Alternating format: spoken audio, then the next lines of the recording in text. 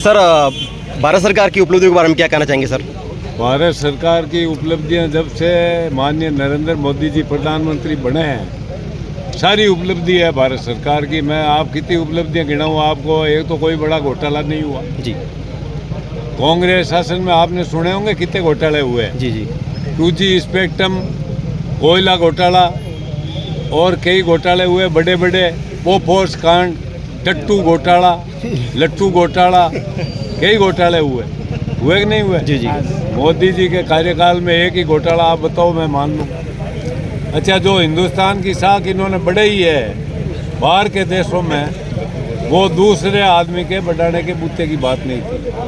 आज हर हिंदुस्तानी को गर्व है कि नरेंद्र मोदी जैसे इस देश के प्रधानमंत्री है।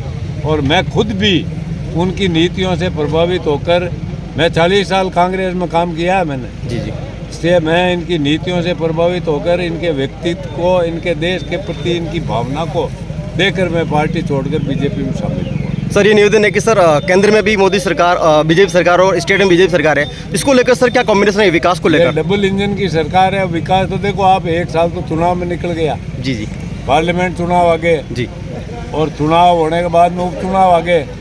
उपचुनाव से आप फ्री हुए हैं, तो अब देखो अब डबल इंजन अब जुड़ेगा वापस वो। क्योंकि सर कई बार ऐसा मतलब रहा कि सर स्टेट में अलग सरकार रही और केंद्र में अलग सरकार रही। इस बार दोनों सरकार सेम है, तो सर विकास ज़्यादा होगा आपकी बात। राजस्थान के चौमुखी विकास होगा, हर योजना को अच्छी गति मिलेगी। और जो पैसा ऊपर से आता है जी, वो अगर यहाँ ईमानदारी से खर्च करेंगे लोग, उसका प्रयास करेंगे कि भाई जनप्रतिनिधि अपने इलाके में अच्छा विकास करें। सर अभी आपने बताया कि 40 साल आप कांग्रेस में रहे हो, अब बीजेपी में आए, आपको क्या तुलनात्मक अंतर दिखा दोनों पार्टियों में? तुलनात्मक अंतर ये है कि कांग्रेस में एक परिवार है, उसको सीमित परिवार को आगे आने देते हैं। जैसे बीजेपी ने मेरे को ऐसा मान सम्मान दिया जी, मेरे को स्टार प्रचारक बनाकर, मैं महाराष्ट्र तक गया हूँ पार्लियामेंट चुनाव में। जी वहाँ हमारे नागौर जिले के, सीकर के, चूरू के और जोधपुर के 30,000 वोटर्स थे। मैंने वहाँ सभा की और उन लोगों ने एक ही कॉन्स्टिट्यूंसी से 40,000 की लीड दी और वो कैंडिडेट सिर्फ 14,000 से जीता।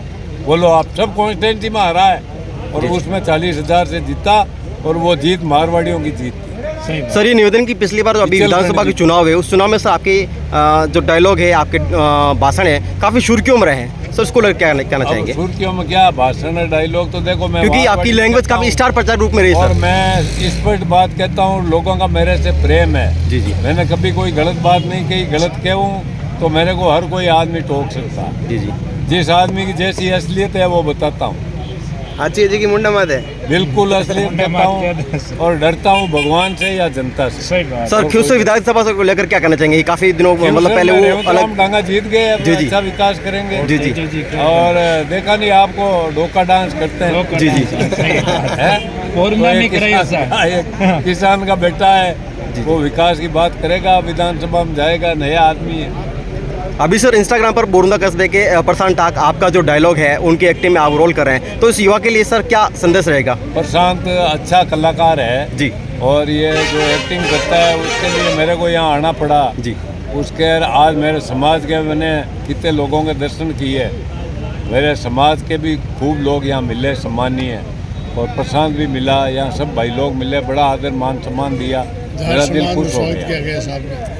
युवा लोगों के लिए सर आपका क्या संदेश रहेगा सर? युवा ही इस देश की ताकत, युवा ही है आगे। इस देश का जो भविष्य है वो युवाओं के हाथ में है। भाई बूढ़े क्या करेंगे? 29 के चुनाव में युवा ही है। हिंदुस्तान में सबसे ज़्यादा युवा है और शक्ति युवाओं के पास। इसी न्यूज़ के लिए मैं आपका आभारी हूँ, आभार प्रकट करता हूँ और आपका बिना पैसे प्रचार करूँगा। धन्यवाद, बहुत बहुत आभारी।